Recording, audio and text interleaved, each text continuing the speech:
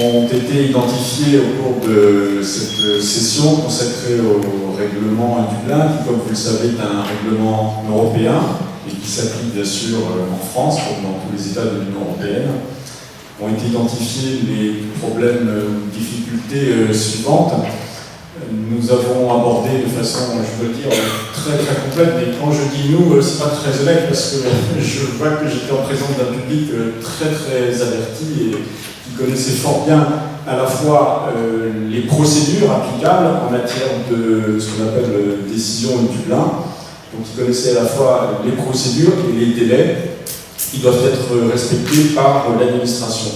Ce qui a pu être identifié, c'est les sujets suivants, notamment quelle attitude adopter face à une décision de transfert, c'est-à-dire qu'une décision de la préfecture de l'administration qui oblige la personne non pas à retourner dans son pays de nationalité, mais à présenter sa demande d'asile dans un autre État de l'Union européenne. Et donc, quelle posture adopter, quels sont les recours possibles devant le tribunal administratif et surtout en disant quels sont les recours, quels sont les moyens juridiques qui peuvent être présentés contre une décision Dublin.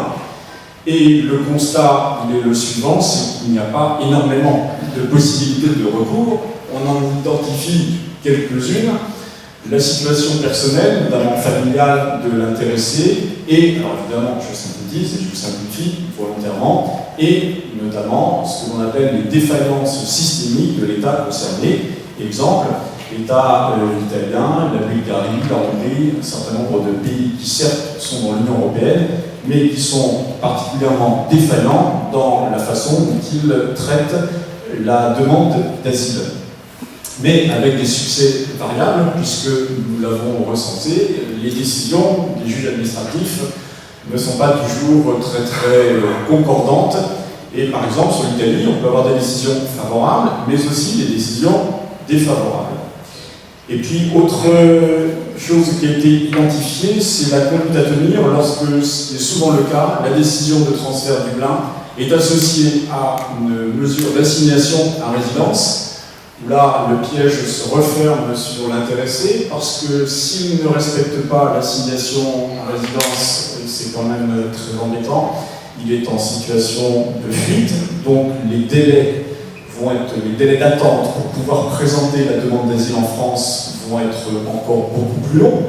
Donc, difficulté si on ne respecte pas l'assignation à résidence, d'ailleurs, normalement, il faut la respecter, mais bien sûr, si on la respecte, le risque, c'est que l'on soit renvoyé dans le pays, l'Italie ou la Bulgarie. Donc, difficulté, que dire à la personne, que faire face à une assignation à résidence.